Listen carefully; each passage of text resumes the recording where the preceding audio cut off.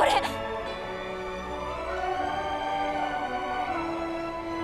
絶対変。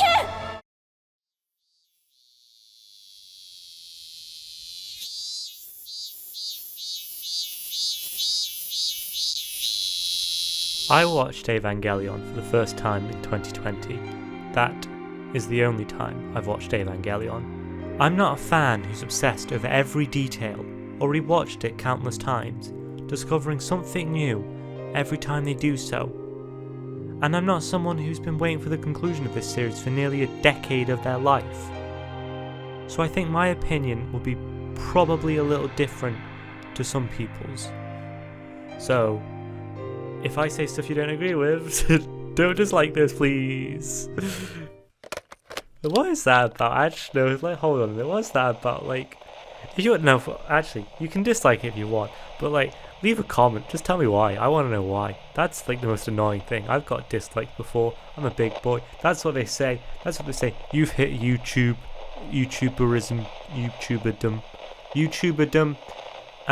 When you get your first dislikes. And I've got dislikes, but I just want to know why. I just want criticism. Constructive criticism would be nice. Okay. The Rebuild movies focused a lot more on Shinji, which I expected. I knew they couldn't cover the psychological issues of Rei, Asuka, and Misato in the runtimes of each movie, especially when you get to the last movie, which only has a 2.5 hour runtime. So I didn't go into that movie expecting it.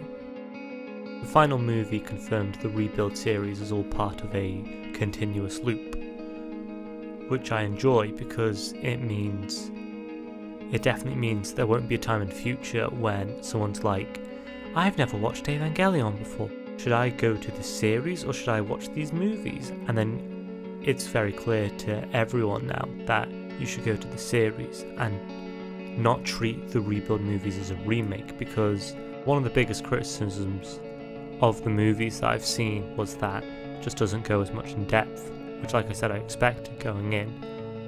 But if you went into the movies without watching the series first, they definitely wouldn't have the same impact. Impact. I want to talk about Mari.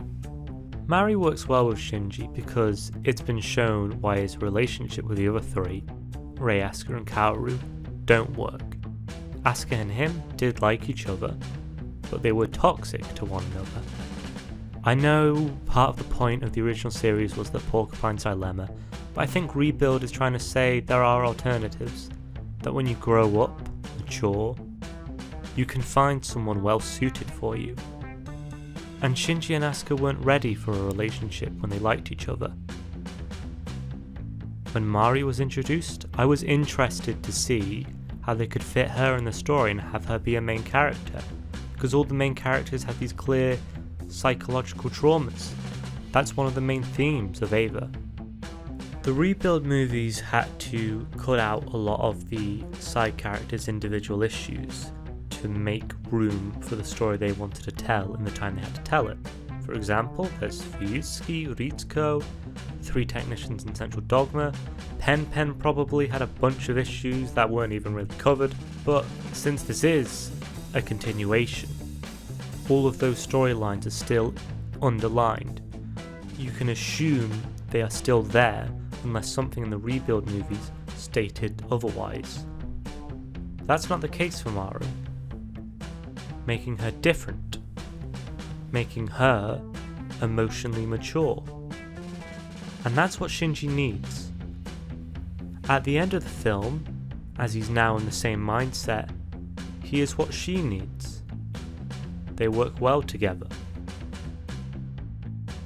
Does that make her a bit lacking in character? Yes. Does that make her seem a bit like an easy method to try and sell more merchandise? Absolutely. Does it also make her seem to be there as a bit of a reward for Shinji at the end of his journey? I think that's a fair interpretation. But I think there's also room for my interpretation. And hey, it's good enough for me. The reason I think there is the message of saying try and find someone more well suited for you is that they could have retold this story without having Mari there. They could have had Toji essentially fill a role. Like I said, it would have been safe to assume things were the same unless the movie stated otherwise. They could have just cut out the whole initial opening of 2.22, 2.0, whatever, the second one. Toji could have still have been in Unit 3 or Unit 4, whatever it was in that movie.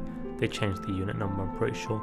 But after getting chomped, he still appears in 3.0, and he's the one angry at Shinji for not making a decision. And then he could have supported Asuka in all the scenes where Mari supported Asuka instead. And then at the end of Thrice Upon a Time, when Shinji saved Asuka after she was LCL'd in the whatever impact it was, the second, third impact, the fourth impact, the final impact, Asuka could have been the one to save Shinji and get him out of the Antiverse, and they could have lived happily ever after, which would have showed they had finally connected. But since Rebuild didn't do that, I think it's trying to say that it's okay to stop trying to connect with someone if it hurts too much. If you're healthy, you know what's good for you, and I think Shinji realised Asuka wasn't good for him. Now, of course, maybe someone just pressured Anna to make a new character so they could sell more merchandise, so I might be reading too much into this, but hey, my video. Now, since every character does have a psychological issue and you really want to find one for Mari, there is the theory that she's the same woman as the lady in Gendo's flashback, making her roughly the same age as Gendo and Yui, meaning she's about 34 years older than Shinji and was being romantic with him when he was 14 years old. Ew. If anything, we were missing that. It just means we get to fill out the bingo card of fucked up issues. Let's see. Inferiority complex, a fear of genuine connection, childhood trauma, using sex to substitute a genuine connection, deep-seated conflicting feelings of love and hate, pedophilia. Yes! Bingo! I got bingo! Hell yeah! When I watched it, I thought she was the daughter of the woman in the flashbacks. But it's been pointed out that since Mari was so knowledgeable about Avas, it's probably because she had first-hand experience of them over the years from all the experiments. But Ritsuko did follow in her mother's footsteps, and I think it's possible for Mari to do the same. I'm probably not right, but I kind of want to avoid that one psychological issue. Be it Hideaki Anno's intent or not, the world of Evangelion is cool. That's why a lot of people have been obsessed with it. You watch and see all the unanswered questions and want them answered.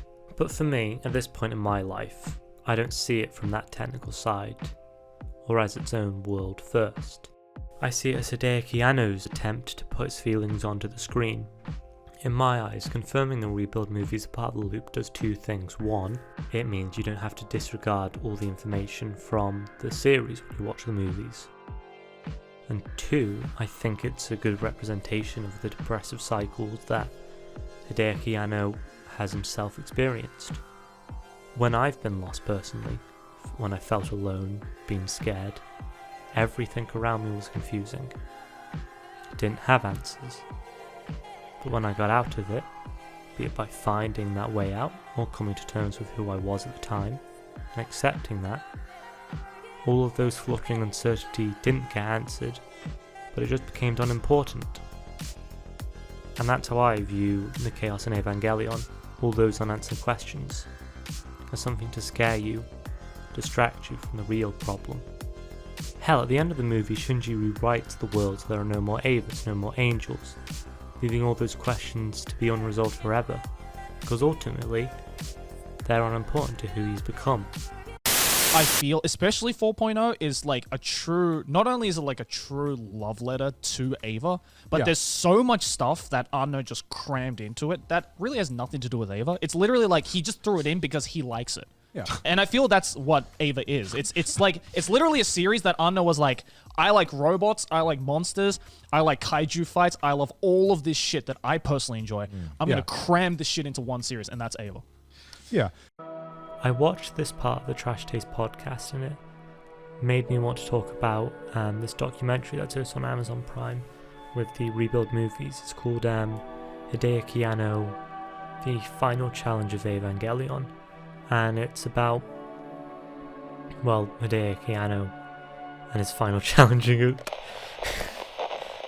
And it's about the last 4 years of the production of Thrice Upon a Time. And in it, Hideaki Anno talks about how, after he made the series Evangelion, he didn't want to make anything else because he literally put everything he was interested in into that series, and then everything else he made just either felt like a copy of Neon Genesis Evangelion or just had stuff he wasn't interested in. If you want to know more about Hideaki Anno's thought process on the making of this movie, I definitely recommend watching it. Although Toji played a different role in the movies as a whole, I am very glad he survived and ended up happy, since he was my favourite character when I watched the original series, and I would have loved to have seen been utilised more. I was so happy to see his sister in the third movie, since she'd never been seen before. I was like, yes! People are always saying who their best girl is in Evangelion. Mine is Toji, but then it's Misato, and then it's Rei. So, Asuka fans, sorry. But, to be fair, Asuka may be third, but she's in third place doing this. The biggest problem of these movies to me is when they had to explain something the audience already knew to a character so they could carry on to go to an expected story beat or a needed one. Like Fuyutsuki telling Shinji what happened to his mother over the most bizarre game of shogi ever. Or should I say, Japanese chess, as the official Amazon subtitles use. I went into these movies expecting Hideaki Anno's message. It's no secret how emotionally invested he is in the franchise. He could have ended it with End of Evangelion. But it was clear he still had some unresolved feelings, and that's what I went into the Rebuild movies expecting. Something more personal. I went into the movies expecting more focus on Shinji's turmoil and a character arc for him, where they had to ignore all the other characters because of the runtime, but also because by focusing on the one character, focusing on Shinji, we could also focus on Anno himself. Okay, just one other random tidbit.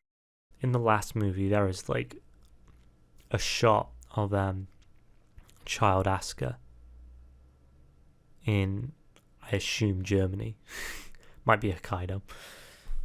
Anyway, it's a snowy place. And it's so strikingly beautiful. It's so unlike any other set piece I've seen in Evangelion. And I don't know why, I adore it. And I think that's going to stick with me. It's so beautiful. I love Neon Genesis Evangelion. I love End of Evangelion. I love Evangelion 3.0 plus 1.0. But before all of that, I'm happy that Hideaki Anno was able to fully express his emotions and thoughts in a way most directors and most people can't, and show it to the world. That is the most special thing about Neon Genesis Evangelion to me.